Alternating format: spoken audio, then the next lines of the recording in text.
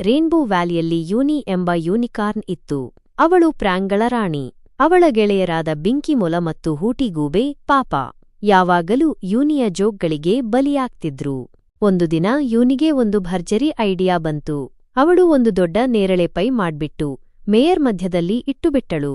ಅದರ ಮೇಲೆ ಒಂದು ಚೀಟಿ ಬರೆದಳು, ರೇನ್ಬೋ ವ್ಯಾಲಿಯ ಬೆಸ್ಟ್ ಪೈ ತಿನ್ನುವವನಿಗೆ ಅಂತ.